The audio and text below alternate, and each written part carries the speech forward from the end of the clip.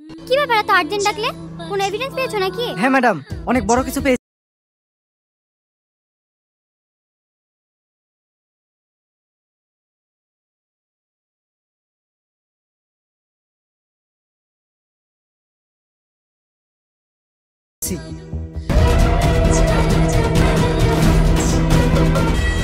এইবার ঠিক আছে, গর্জে ধরো।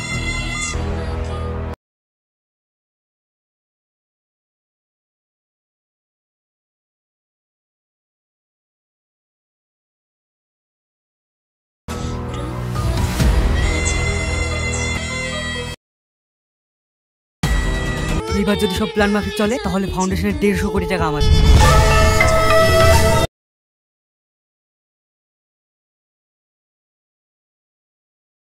হ্যালো প্রিয় বন্ধুরা, রোহান ও সাথী অভিনীত এত ধামাকা ইন্টারেস্টিং টুইস্টে ভরপুর ছদ্মবেশ নামক নাটকটি সত্যিকার অর্থেই ছিল অনেকটা বেশি আকর্ষণীয়। তবে কি সেলিম এবং সেলিমের বউ দুজনে মিলে রোহানকে হত্যা করেছে, নাকি এর পেছনে আরো বড় কারো হাত রয়েছে?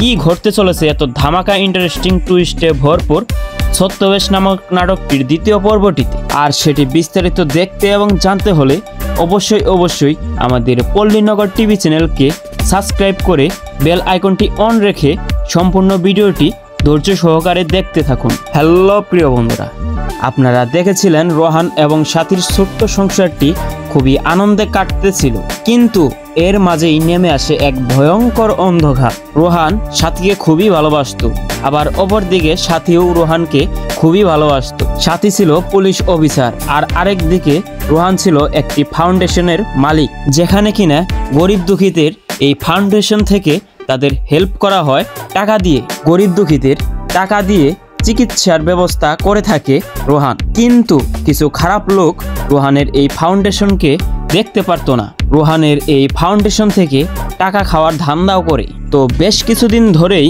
রোহানকে খুঁজে পাচ্ছিল না সাথী ও সাথীর মেয়ে। অনেক খোঁজাখুঁজি করার পরেও যেন রোহানের কোনো খোঁজই মিলছিল না। তো এভাবে বেশ কিছুদিন যাওয়ার পর এক নদীর ধারে একটা লাশ খুঁজে পাওয়া যায়। তো লাশটি দেখে ঠিক বোঝা যাচ্ছিল না লোকটি আসলে কে ছিলেন। তো তার ওয়ালেট থেকে একটি ছবি বের করা হয় এবং সেই ছবিতে দেখা যায় সাথী ও রোহানের ছবি। তো এখান থেকে স্পষ্ট হয়ে যায় সাথীর রোহান আর বেঁচে নেই, তাকে মার্ডার করা হয়েছে। তো সাথী এবং সাথীর মেয়ে এই ঘটনাটি যেন মেনেই নিতে পারতেছিল না, খুব বেশি ভেঙে পড়ছিল তারা দুজনেই। তো পুলিশ বাহিনী থেকে সাথীকে ছুটি দিতে চাইলে সাথী সেই ছুটিটি কাটানোর বদলে রোহানের মার্ডারের আসামিগুলোকে ধরার জন্য রেডি হয়ে যায় সাথী। তো এমনই একজনকে সাথী ধরে নিয়ে আসে, যে কিনা রোহানকে কিছুদিন আগে রোহানকে মার্ডার করার হুমকি দিয়েছিল। তাহলে কি সেই লোকটি রোহান মার্ডারের অপরাধী নাকি অন্য কেউ? তো এদিকে আবার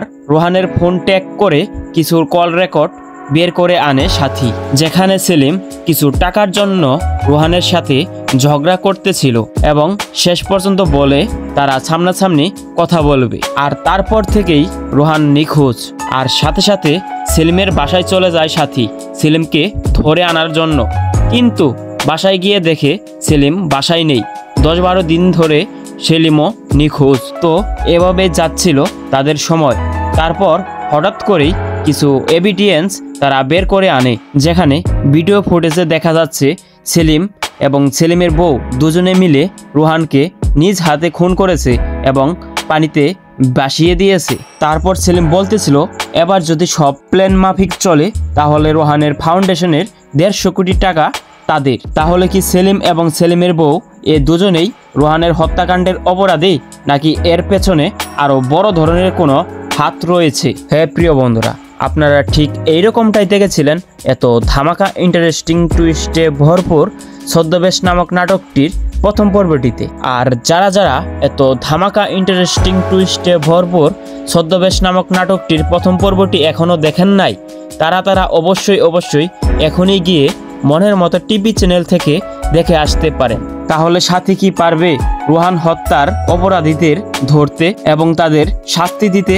কি ঘটতে চলেছে এত ধামাকা ইন্টারেস্টিং টুইস্টে ভরপুর ছদ্মবেশ নামক নাটকটির দ্বিতীয় নম্বর পর্বটিতে? তো প্রিয় বন্ধুরা, এত ধামাকা ইন্টারেস্টিং ছদ্মবেশ নাটকটি দ্বিতীয় নাম্বার পর্ব দিয়ে শেষ না করার চিন্তা রয়েছে পল্লীগ্রাম টিভি চ্যানেলদের। তাহলে কি 3 নাম্বার পর্ব পর্যন্ত চলবে ছদ্মবেশ নামক নাটকটি? তো সব থেকে খুশির খবর হলো যে প্রিয় বন্ধুরা, এত ধামাকা ইন্টারেস্টিং ছদ্মবেশ নামক নাটকটির দ্বিতীয় পর্ব নিয়ে তারা এই সপ্তাহ থেকেই কাজ শুরু করে দিয়েছে এবং কাজ সম্পূর্ণ হলে আগামী সপ্তাহের ভিতরেই তারা ছদ্মবেশ নামক নাটকটির দ্বিতীয় পর্বটি তাদের অফিসিয়াল চ্যানেলে আপলোড করে দিবে। তো প্রিয় বন্ধুরা, ছদ্মবেশ নামক নাটকটির দ্বিতীয় পর্ব নিয়ে আরও বিরাট একটি আপডেট আসতে চলেছে আমাদেরই পল্লীনগর টিভি চ্যানেলে।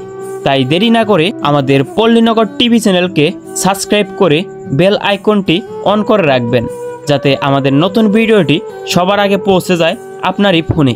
হ্যালো প্রিয় বন্ধুরা, রোহান ও সাথী অভিনীত এত ধামাকা ইন্টারেস্টিং টুইস্টে ভরপুর ছদ্মবেশ নামক নাটকটি সত্যিকার অর্থেই ছিল অনেকটা বেশি আকর্ষণীয়। তবে কি সেলিম এবং সেলিমের বউ দুজনে মিলে রোহানকে হত্যা করেছে, নাকি এর পেছনে আরো বড় কারো হাত রয়েছে?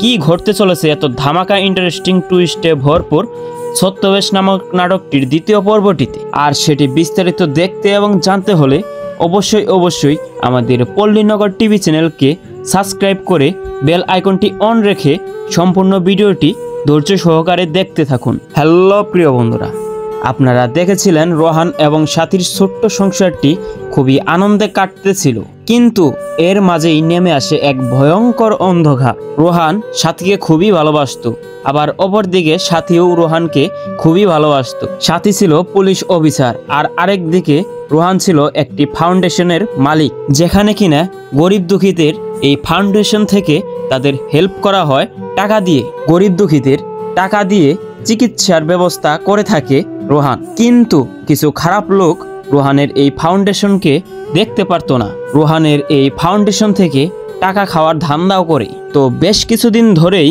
রোহানকে খুঁজে পাচ্ছিল না সাথী ও সাথীর মেয়ে। অনেক খোঁজাখুঁজি করার পরেও যেন রোহানের কোনো খোঁজই মিলছিল না। তো এভাবে বেশ কিছুদিন যাওয়ার পর এক নদীর ধারে একটা লাশ খুঁজে পাওয়া যায়। তো লাশটি দেখে ঠিক বোঝা যাচ্ছিল না লোকটি আসলে কে ছিলেন। তো তার ওয়ালেট থেকে একটি ছবি বের করা হয় এবং সেই ছবিতে দেখা যায় সাথী ও রোহানের ছবি। তো এখান থেকে স্পষ্ট হয়ে যায় সাথীর রোহান আর বেঁচে নেই, তাকে মার্ডার করা হয়েছে। তো সাথী এবং সাথীর মেয়ে এই ঘটনাটি যেন মেনেই নিতে পারতেছিল না, খুব বেশি ভেঙে পড়ছিল তারা দুজনেই। তো পুলিশ বাহিনী থেকে সাথীকে ছুটি দিতে চাইলে সাথী সেই ছুটিটি কাটানোর বদলে রোহানের মার্ডারের আসামিগুলোকে ধরার জন্য রেডি হয়ে যায় সাথী। তো এমনই একজনকে সাথী ধরে নিয়ে আসে, যে কিনা রোহানকে কিছুদিন আগে রোহানকে মার্ডার করার হুমকি দিয়েছিল। তাহলে কি সেই লোকটি রোহান মার্ডারের অপরাধী নাকি অন্য কেউ? তো এদিকে আবার রোহানের ফোন ট্যাগ করে কিছু কল রেকর্ড বের করে আনে সাথী, যেখানে সেলিম কিছু টাকার জন্য রোহানের সাথে ঝগড়া করতেছিল এবং শেষ পর্যন্ত বলে তারা সামনাসামনি কথা বলবে। আর তারপর থেকেই রোহান নিখোঁজ। আর সাথে সাথে সেলিমের বাসায় চলে যায় সাথী সেলিমকে ধরে আনার জন্য, কিন্তু বাসায় গিয়ে দেখে সেলিম বাসায় নেই। 10-12 দিন ধরে সেলিমও নিখোঁজ। তো এভাবে যাচ্ছিল তাদের সময়। তারপর হঠাৎ করেই কিছু এভিডেন্স তারা বের করে আনে, যেখানে ভিডিও ফুটেজে দেখা যাচ্ছে সেলিম এবং সেলিমের বউ দুজনে মিলে রোহানকে নিজ হাতে খুন করেছে এবং পানিতে ভাসিয়ে দিয়েছে। তারপর সেলিম বলতেছিল এবার যদি সব প্ল্যান মাফিক চলে তাহলে রোহানের ফাউন্ডেশনের 150 কোটি টাকা তাদের। তাহলে কি সেলিম এবং সেলিমের বউ এ দুজনেই রোহানের হত্যাকাণ্ডের অপরাধী, নাকি এর পেছনে আরো বড় ধরনের কোনো হাত রয়েছে? হ্যাঁ প্রিয় বন্ধুরা, আপনারা ঠিক এইরকমটাই দেখেছিলেন এত ধামাকা ইন্টারেস্টিং টুইস্টে ভরপুর ছদ্মবেশ নামক নাটকটির প্রথম পর্বটিতে। আর যারা যারা এত ধামাকা ইন্টারেস্টিং টুইস্টে ভরপুর ছদ্মবেশ নামক নাটকটির প্রথম পর্বটি এখনও দেখেন নাই, তারা অবশ্যই এখনই গিয়ে মনের মতো টিভি চ্যানেল থেকে দেখে আসতে পারেন।